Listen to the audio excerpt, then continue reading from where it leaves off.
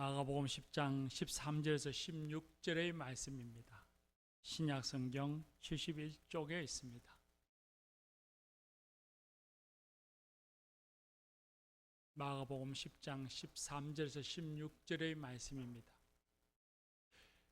이것은 하나님의 말씀입니다. 이제 하나님의 말씀을 경청하겠습니다. 사람들이 예수께서 만져주심을 바라고 어린아이들을 데리고 오매 제 아들이 꾸짖거늘 예수께서 보시고 노하시어 이르시되 어린아이들이 내게 오는 것을 용납하고 금하지 말라. 하나님의 나라가 이런 자의 것이니라. 내가 진실로 너에게 이르노니 누구든지 하나님의 나라를 어린아이와 같이 받들지 않는 자는 결단코 그곳에 들어가지 못하리라 하시고 그 어린아이를 안고 그들 위에 안수하시고 축복하시니라. 아멘. 할렐루야. 여러분 한번 상상해 보시죠. 저를 따라서 청와대에서 대통령과 장관들, 기업의 총수들이 모여서 회의를 하고 있습니다. 급변하는 국제정세에 대비해서 어떻게 하면 이 위기를 극복할 수 있을까? 어떻게 하면 나라의 경제를 좀 활성화시킬 수 있을까? 문제를 가지고 수기합니다. 그런 가운데에 청와대를 겨냥한 초등학생들이 복도를 다니면서 막 뛰며 시끄럽게 합니다. 문을 지키고 있던 경호원들이 조용하라고 이렇게 했는데도 아이들이 전혀 조용하지 않습니다. 여전히 뛰어다니고 시끄럽게 하는 소리가 회의실 안으로 그냥 들어옵니다. 그 소리를 들은 대통령이 자리에서 일어나서 문을 열고 나가서는 아이들을 다 회의실로 불러들이고는 아이 하나를 의자에 턱 앉히고는 어린이들의 이야기를 들었습니다. 이런 일이 일어날 수 있을까요? 없을 겁니다. 아마 이런 일이 있었다면 그날 저녁 뉴스에 나올 정도로 파격적인 일이었을 것입니다. 오늘 우리가 읽은 말씀은 이런 파격적인 장면을 우리에게 보여줍니다. 사람들이 예수님이 어린이들을 만져주기를 바라면서 어린이를 데려옵니다. 제자들이 그런 사람들을 꾸짖었습니다.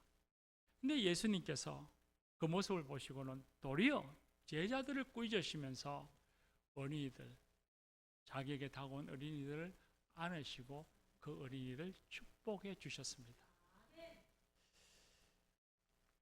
오늘 우리가 읽은 말씀에 보면 아마도 자녀인 듯한데 이 어린이를 데려온 사람들이 누구인지 자세히 알려주지 않습니다. 또 어린이들의 나이가 몇인지, 그리고 상태가 어떤지, 건강한 아이들인지 병을 갖고 있는 아이들인지 그런 것에 대해서는 전혀 알려주지 않습니다.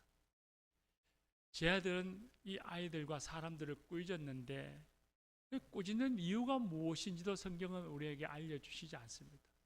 그런데 생각하건대 아마도 제 아들은 예루살렘을 향하는 노정, 자신들의 노정에 이 어린이들이 방해가 된다고 생각했을 것입니다.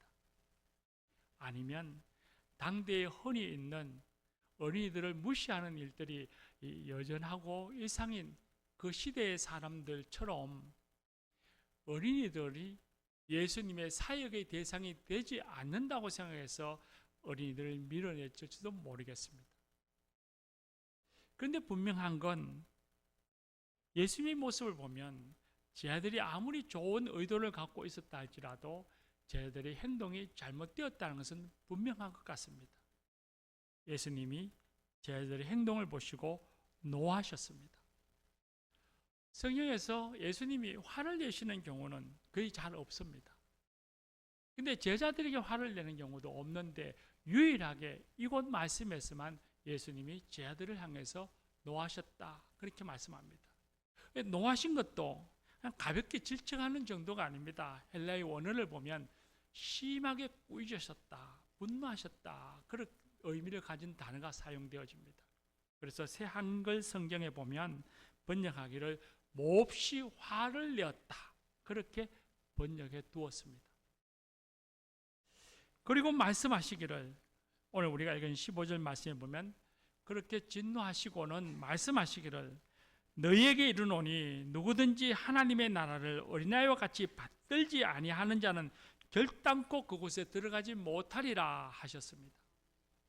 매우 단호한 말씀이시죠. 근데 이 단호한 말씀은 크게 두 갈래로 이해할 수 있습니다. 어린아이와 같이, 헬라어는 호스 파라디온이라는 말인데 이 단어를 주격으로 이해할 수 있고 주어로 이해할 수도 있고 목적으로도 이해할 수 있습니다.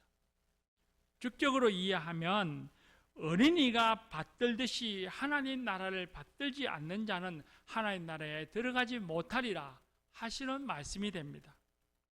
어린이가 무엇인가를 받드는 태도나 방식을 예수님께서 칭찬하시고 그걸 본받아야 한다는 가르침입니다. 한마디로 말하면 어린아이와 같이 되어야 한다는 것이지요. 이런 해석은 예수님이 제자들에게나 또 우리들에게 어린이들이 갖고 있는 그런 단순함, 신뢰하는 마음, 또 의존하는 태도, 그걸 배우라 하시는 가르침으로 우리는 이해합니다. 또 이와 달리 이 말씀을 목적적으로 이해하면 어린이들을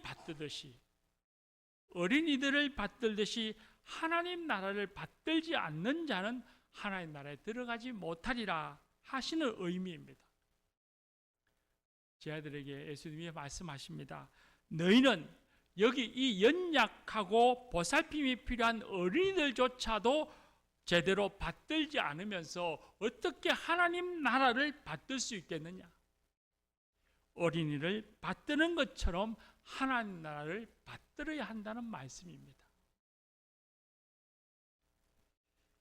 하나님 나라를 받든다라는 표현도 성경에서는 매우 독특합니다. 신약 성경에 예수님께서 하나님 나라와 관련된 말씀을 하실 때 주로 거기에 붙는 동사들은 하나님 나라에 들어가다, 하나님 나라를 상속받다 하는 단어들이 붙어 나옵니다. 이 받들다라고 하는 단어는 매우 독특하게 잘 사용되어지지 않는 단어입니다.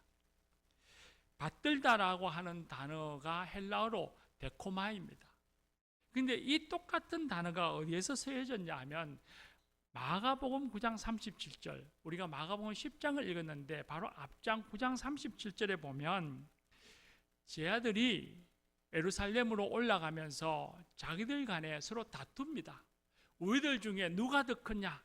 라고 서로 다투는데 그 다투는 모습을 보신 예수님께서 제자들에게 누가 더 크냐 다투지 말고 오히려 어린아이를 영접해야 한다.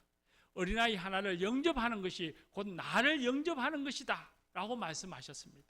이때 이 영접하다라고 하는 단어가 바로 동일한 단어 데코마이를 써입니다. 어린아이를 영접하는 것, 환대하는 것과 하나님 나라를 받드는 것과는 별개가 아니라는 것입니다. 어린아이를 받드는 것이 하나님 나라에 합당한 자가 된다는 말씀입니다. 이런 것을 생각해 볼 때에 어린아이와 같이라고 하는 말씀을 목적적으로 이해하는 것이 훨씬 더 자연스럽다고 생각합니다. 어느 것이 옳으냐 그르냐가 아닙니다. 조금 더 어떤 것이 상황에 따라 자연스러우냐 하는 것인데 목적적으로 이해해서 어린아이를 받들듯이 하나님 나라를 받들어야 한다. 그렇게 이해하는 것이 좋겠다는 것입니다. 어린아이를 환대하듯이 하나님 나라를 받드는 사람이 되어야 한다고 예수님이 오늘 우리에게 말씀하십니다. 그리고 이 말씀을 다르게 표현해 보면 어린아이를 받드는 것과 하나님 나라를 받드는 것이 동등하게 사용되었으니 이걸 다르게 표현해서 하나님 나라를 받들고자 하는 사람은 어린아이를 받들어야 한다는 말씀입니다. 어린아이를 받들고 섬기는 사람이 하나님 나라에 합당한 사람이 된다는 말씀입니다. 그 말은 결국 하나님 나라에 합당한 사람은 어린아이를 받들고 섬기는 사람이 되어야 한다는 말씀인 것입니다. 예수님 당시에는 어린이들을 별로 중요하게 여기지 않았습니다. 늘 전쟁이 일상되어지던 시대니까 어린이들이 전쟁에 나가 싸우지도 못하고 또 열심히 일해서 돈을 많이 벌어서 경제적으로 도움이 되는 것이 아니니 국가적으로 또 군사적으로 경제적으로 도움이 되지 않는다고 여겨서 사회에서는 이 어린아이들을 무시하고 차별하고 학대하고 천대했습니다. 예수님께서는 그런 사회적인 악한 관습을 따라서 제 아들이 어린이들을 책망하시는 것을 보고 분노하신 겁니다. 그리고 분노하시면서 어린이들을 안으셨고 그 어린아이들을 안수하시고 그 어린이들을 축복해 주셨습니다. 이처럼 연약하여 도움이 필요한 어린이들을 환대하는 사람, 받들고 섬기는 사람이 하나님 나라를 받드는 사람이요 하나님 나라에 합당한 사람이라 말씀하십니다. 그럼 이 말씀을 우리가 기억하면서 우리 한번 스스로 자문해 봐야 합니다. 그럼 우리는 어린이들을 환대하듯이 어린이들 받들고 섬기듯이 하나님 나라를 받들고 있습니까? 받들다라고 하는 우리말은 사전에 찾아보면 받아들여 지지하고 소중하게 여기다라는 뜻입니다. 그럼 어린이들을 영접하고 환대하듯이 하나님 나라를 받아들여 지지하고 소중하게 여기며 살아가고 있습니까? 다르게 표현해 보면 하나님 나라를 소중히 여기고 지지하며 받아들이기 위해서 하나님 나라가 이루어지기 위해서 우리가 어린이들을 받들고 섬기고 있습니까? 오늘 우리가 읽은 말씀 속에서 그럼 하나님 나라를 위해서 우리가 받들어야 할 대상으로서는 이 어린이를 말씀하셨는데 그러면 이 어린이는 신체적으로 어린이만을 의미하는 것일까요? 우리가 읽은 말씀 14절을 보면 어린아이가 내게 오는 것을 금하지 말라 하나님 나라가 이런 자의 것이니라 했습니다. 어린아이와 같은 사람의 것이라고 말씀하셨습니다. 제자들이 받들어야 할 사람은 신체적인 어린아이만을 의미하는 것이 아니라 어린이처럼 보살핌과 도움을 필요로 하는 사람입니다. 오늘 우리에게도 말씀하십니다. 연약해서 사랑과 관심이 필요한 사람, 그 사람들을 환대해야 한다고 말씀하시는 것입니다. 그런 사람, 사랑과 관심이 필요한 사람, 도움과 보살핌이 필요한 사람, 그런 사람들을 환대하는 것, 받들어 섬기는 것이 하나님 나라를 받드는 것이고 하나님 나라로 들어가는 것입니다. 들어간다는 말이 미래에 천국 간다는 말이 아닙니다. 오늘 지금 이 자리에서 하나님의 통치가 내 삶의 자리에서 이루어지는 것이고 그 이루어짐으로 하나님의 영광과 평화와 그리고 자유와 기쁨을 누리게 된다는 것입니다. 어린이와 같이 도움과 보살핌이 필요한 사람, 그 사람들을 환대하는 것, 받들고 섬기는 것이 내 삶의 자리에 하나님 나라가 이루어지는 것이고 하나님 나라의 평화와 기쁨을 누리는 길이라는 것입니다. 그러면 우리가 다시 한 번 더 스스로 물어볼 수 있죠.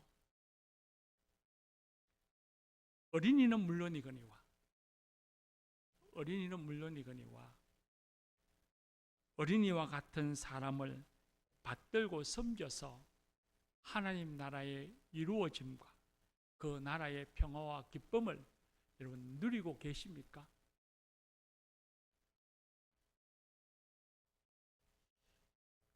요즘 우리 교회가 오후에 관계전도 세미나를 하고 있습니다. 오늘이 마지막 날이죠. 첫날에 강사 목사님이 참여한 교인들에게 유인물 한 장씩을 나누어 줬습니다. 그 유인물의 제목이 관계의 진단치수입니다. 내가 사람들과 관계를 맺고 살아가는데 내 관계가 얼마나 좋은 관계를 잘 맺고 살아가고 있는가 하는 것을 스스로 진단해서 점수를 매기는 겁니다. 만점이 39점이었는데 그 유인물을 받으신 분들 몇 점쯤 받았습니까? 그 유인물에 보면 관계를 측정하는 지수의 그 유인물을 바라보면 거기엔 13가지 문항이 있었습니다. 모든 만남은 하나님의 섭리이며 축복이라고 믿습니다.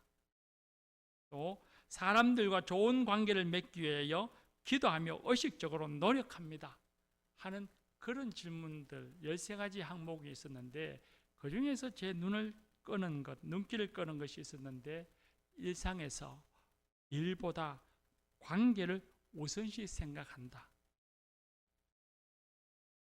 일보다도 일상 속에서 특별한 일을 할 경우가 아니라 일상 속에서 일보다도 관계를 중요하게 생각하며 산다 하는 문항이었습니다. 자주 듣는 말이고 또 제 스스로는 늘 생각하는 말이고 자주 하는 말이기도 하지만 의식하지 않고 살아갈 때가 있지 않았나 하는 생각을 해봅니다. 우리 스스로는 어떨까요? 집안에 들어오면 집안이 깨끗하고 안락하기를 원합니다. 그런데 그 일을 이루기 위해서 자꾸 가족들을 자꾸 책망합니다. 신발을 가지런히 벗지 않는 아이들에게 아빠는 퇴근하고 집에 들어오면서 그 문 앞에 놓여 있는 신발을 보면서 아이들 이름을 크게 부르면서 호통을 치지는 않습니까? 아이들이 방을 정리해 놓지 않고 워지러 두고 청소하지 않는 모습을 보고 엄마는 아이들의 이름을 부르며 아이들을 꾸짖지는 않습니까? 주방 싱크대에 쌓여져 있는 설거지되지 않은 그릇을 보면서 부부는 서로를 향해서 짜증내지는 않습니까?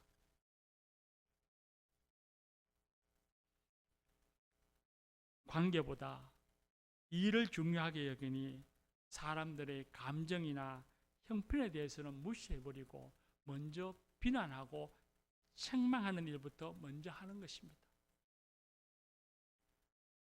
자녀들이 공부도 마찬가지입니다. 공부 잘하고 성적 좋고 시험을 잘 치러야 한다는 목적, 그 일이 우선되어지면 책을 펴놓지 않고 공부하지 않는 아이들을 보면 아이들을 향해서 부모님들은 잔소리를 합니다.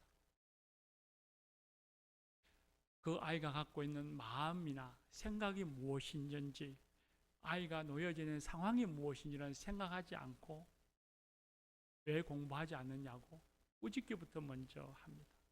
심지어 어떤 부모는 공부하지 않으면 네가 뭐가 될래? 하면서 언어 폭력을 행하기도 합니다.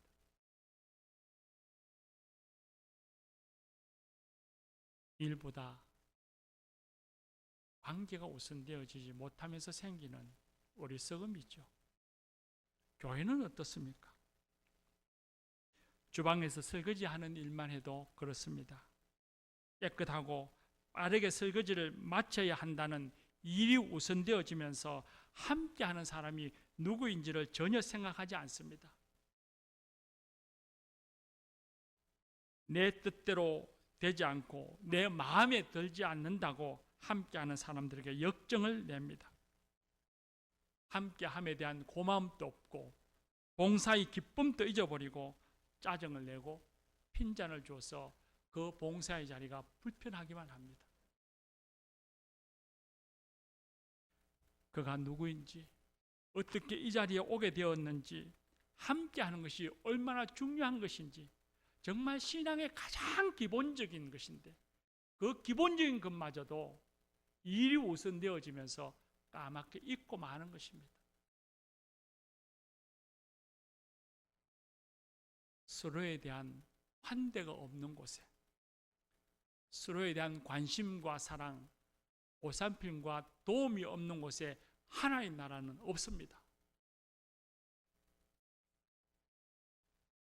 하나의 나라는 소중히 여기고 바라는 사람, 하나님 나라가 이루어지기 위해서 돌봄과 섬기는 사람들 가운데 임하십니다.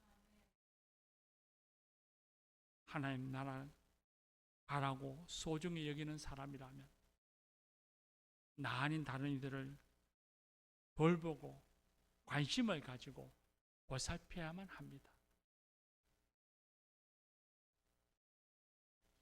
하나님은 언제나 우리에게 기이한 도우심으로 우리의 삶을 인도하십니다. 근데 이 기이한 도우심이라는 것이 기적이 일어나는 놀랍고 신비로운 일만을 의미하는 것이 아닙니다. 그런 것도 당연히 포함되어지지만 엄밀한 도우심입니다. 함께하는 사람들의 손을 통해서, 주어진 환경을 통해서 마치 자연스러운 일처럼, 우연인과 결과로 인해서 이루어지는 일처럼 그렇게 엄밀하게 우리를 도우십니다. 그런데 그런 엄밀한 하나님의 도우심의 도구가 되고 통로가 되는 사람이 있는데, 그 사람들은 바로 멀리 있는 사람이 아니라 우리와 함께 있는 사람, 가까이 있는 사람들입니다. 바로 우리의 가족들이고 함께 신앙생활하는 교우들입니다. 만약 우리가 함께하는 이들의 마음을 상하게 한다면, 내 가족, 내 형제, 내 부모, 내 자녀들의 마음을 상하게 한다면 하나님의 기이한 도우심, 엄밀한 도우심을 받을 가능성을 점차 줄이는 것입니다. 함께하는 사람들은 내게 하나님의 도우심을 전해주는 일꾼이고 하나님이 내게 주신 복입니다. 그런데 그 사람들의 마음을 상하게 한다면, 그렇게 해서 그의 몸과 마음이 내게서부터 떠나간다면 주신 복을 거둬 차는 어리석음입니다. 나와 함께하는 사람들에게 관심을 가지고 사랑으로 대해야 합니다. 내 집에 자녀를 받들듯이, 어린이들 환대하듯이 약하고 소외된 사람, 어린이와 같은 이들을 환대하고 섬기는 실천이야말로 하나님 나라를 올바르게 받드는 방식이고 하나님 나라를 이루고 누리는 첩경입니다. 사랑하는 교회 여러분, 우리 교회와 가정은 그 중심에 누구를 두고 있습니까? 교회에서조차도 힘있고 잘 나가고 목소리 큰 사람, 직분 있는 사람, 그런 사람을 중심에 두고 약한 자, 작은 자, 새가족들 뒷전에 밀려나기 쉽습니다. 가정에서도 마찬가지입니다. 어른이 중심이 되어지고 자녀들이 뒷전에 밀려나기 쉽습니다. 하나님 나라는 서로 사랑하는 공동체 모습입니다. 하나님 나라는 미움과 다툼, 차별과 소외가 사라지고 평화가 이루어지고 기쁨이 충만한 공동체입니다. 사랑과 돌봄이 필요한 이들, 어린이는 물론이거니와 사랑과 돌봄이 필요한 이들을 잘 받들고 섬겨서 하나님 나라를 이루고 누리며 살아가는 우리 교회, 여러분의 가정 되시기를 축복합니다. 기도합시다.